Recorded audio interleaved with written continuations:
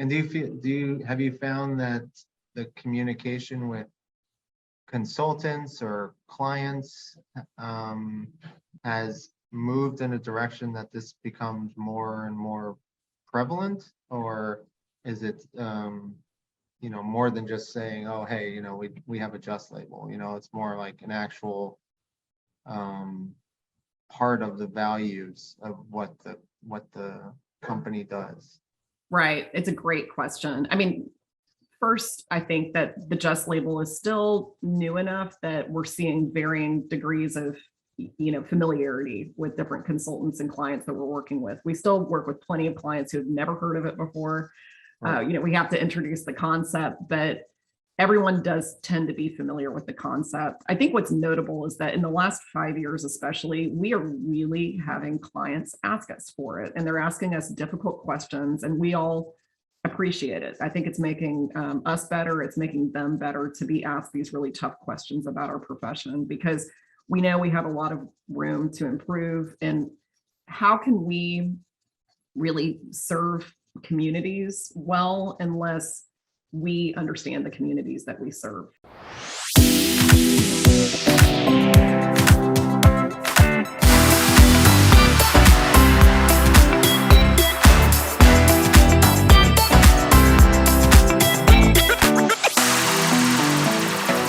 And I think for a long time, we've known that sustainable design was a triple bottom line. It was about people, planet, and performance.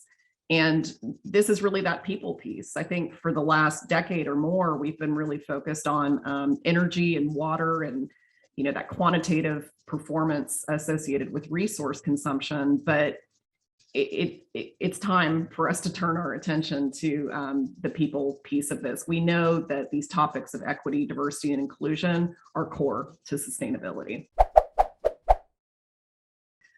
This group has conducted a few surveys on this topic. Their survey results led to the same finding that I described earlier. The lighter color in the bars are architects that have stayed in practice, and darker color indicates that the architect has left the profession for another career. AIA conducted a study in 2016 about why women are not better represented in our profession, especially in leadership positions. And these are some of the top reasons that they found. So the majority of architects are white, and I just want to acknowledge the fact that I am white in speaking on this topic today, and that's representative of this issue. So research by NCARB shows that over 10 years, more than half of Black or African-American candidates stop pursuing licensure, and the number for other races and genders are far lower. NCARB and NOMA's research found that Black or African-American architects are most likely to face or witness discrimination at work, and 2/3 cannot identify people similar to themselves in firm leadership. So that same AIA study from 2016 that I referenced earlier also investigated why people of color are underrepresented in the architectural profession. Again, it's a nutrition label, so it's really just a standardized way for us to disclose or share how we're performing. So in other words, you could have a just label, but get really low scores on every single indicator, but you would still have that just label. You don't have to meet a minimum performance requirement in order to get the just label. So this is what the label looks like. This is a generic one that I'm showing on the screen. So you can see the different categories. So this looks a lot like LEED, if you're familiar with a LEED rating system. So there's different indicators under each category. The categories are diversity and inclusion, their equity, their employee health, employee benefits, stewardship, and purchasing and supply chain. So you can see that it's not only a measurement of the people in your firm, but it's also how you treat those people in your firm and where you're making investments. And you mentioned that from your 19 to 21 review, that some of the numbers changed, and the actual labeling changed as well. Like I'm sure the whole supply chain backlog of COVID informed the idea that they added supply chain and how you work with that, which is I think interesting on an architecture side, because it may not necessarily be you yourself, but how you design or how you specify. I mean, not knowing what the criteria is, but how an architect would work with supply chain, I think that's like in terms of how they think local and act global, kind of want to keep along with the idea of lead, keeping, resources within a certain area. Right.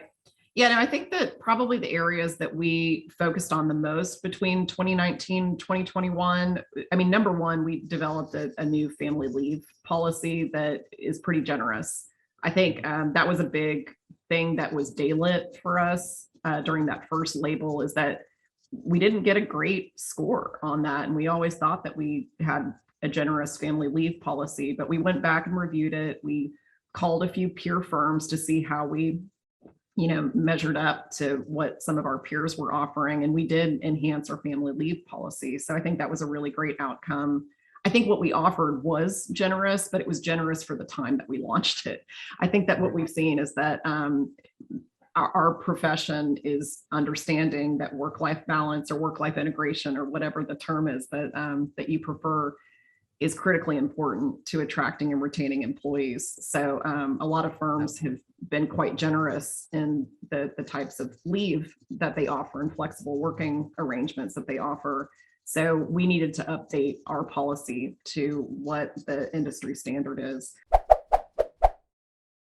No question that evaluation of the work environment has changed since COVID impacted the world, right? I mean, the whole, people remote working, and never thinking that could be something you could do in a design firm where you're not face to face, you're not hands and pencils on paper and, going over models or going over pinup boards, and doing it all in person, I think it's an astronomical change in the way that architecture is undertaking the work environment, and I find it interesting that this isn't just an architecture nutrition form, it can be done in many different ways, but I think it is very relevant to the idea of the workplace and how you want to work with people, and like you were saying that retention and gaining people as well is an important aspect, because there's so many jobs out there. People can have their choice of what they want, things like that. You want to be recognized as an employee. It's not just some like Forbes list that says best places to work or something like that. Yeah, I completely agree. And, going back to the comment that I made earlier about there being, maybe not disagreement, but some variation within our firm leadership about why we were pursuing this just label. I mean, I think for some people, it's really uncomfortable to say, why would you share this information about how we compensate people and what our percentage breakdown is for male, female, race when it comes to overall firm staff versus leadership? I mean, the list could go on. Like, why would you share that information if it's not entirely good news? And I think that was one really compelling argument that was made to leadership, is that staff appreciates the transparency. That in and of itself is a attraction and retainment tool, to be able to transparently disclose how are we looking at these things and how do we operate this firm? Like, how does our practice operate day to day? So even if it's not always good news, I think what we're finding is that our staff appreciates that we're measuring it and we're sharing it. And I think they can recognize that if you're open to the discussion or open to being, talking about it, then they know they can bring it. It's an environment that they can be open in. I mean, sustainable design is so multifaceted. It's not just energy. It's not just carbon. It's a very dynamic career to have in sustainable design. You're always having to learn new things. I don't have a background in chemistry, but I need to learn now about material ingredients and material health and toxicity. So I think we're always learning, new skills so that we can deliver truly sustainable projects. So I think that this topic, equity, diversity, inclusion, is parallel to all of that. I mean, I've always believed that this was core to sustainable design. It's an important part of sustainable design, but I think that we as professionals just didn't know how to address it. So I'm very grateful that there are now some tools that are available, and Just is not the only one. It's just the first one that our firm chose to start with as we go on this journey. And the reason that we chose this one to start with was because it's a really great way to simply benchmark, where do you perform now? Find a certain, in this 5 years, the people that are bringing up, are they more in a certain sector or a certain area? Like, your map of projects was, sort of all over the US, more heavy in Texas, obviously, along the coast of California, a little bit in the Northeast. Is it sort of growing in your local base, or did you find maybe California because it's so, green and, heavy on the restrictions and, Title 24 and all of that kind of thing? Is it more on that side, or is there a sort of demographic? Yeah, no, I think you're right. Geographically, we're definitely seeing this more on the coasts than we are in the middle of the country. But the sector where I really saw it first was higher education. And I think that's because I've seen this with sustainability for a very long time. Students demand sustainable design in the colleges and universities that they attend. They are shopping for it whenever they decide where they're going to attend university. And they're doing the same thing with equity and diversity and inclusion. So I think that's been really notable, is that higher education institutions are responding to that demand, they're responding to what their customers want, and they know that they need to deliver it. So, but now we're starting to see it more far-reaching than higher education. In fact, the RFP that I was referencing earlier that we received recently, that was from a developer.